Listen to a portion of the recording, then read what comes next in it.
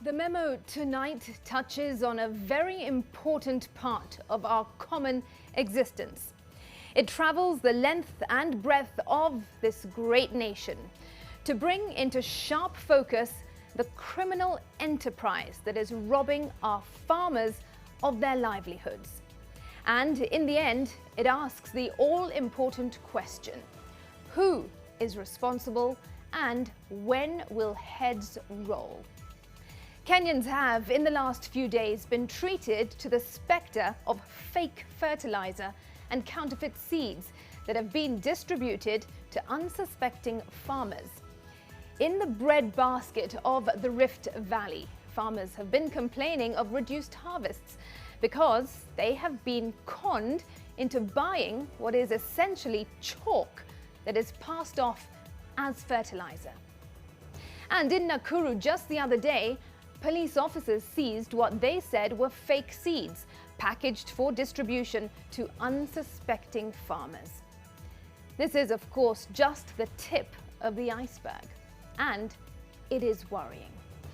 For how long has this criminal enterprise conned hard-working farmers?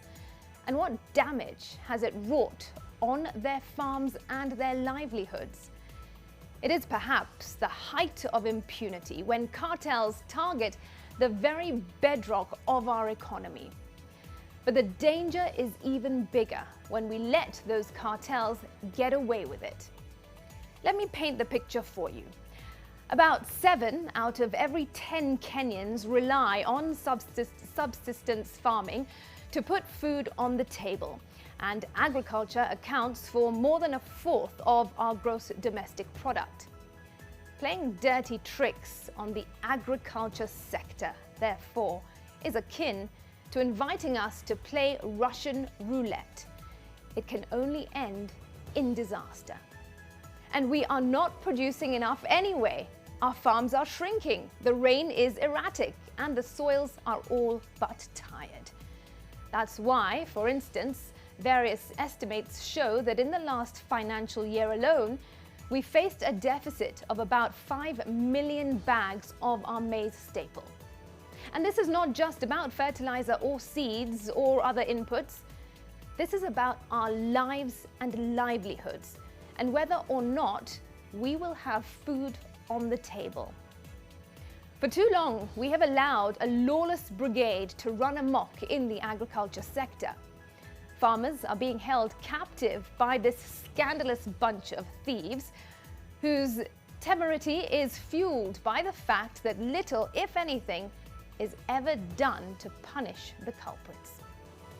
But what would happen if one day we woke up and discovered we can't feed ourselves? Do the people in power realize that food security is a national security issue? They say a hungry man is an angry man, and many are the democracies that have been ruined by the unpredictability of empty stomachs.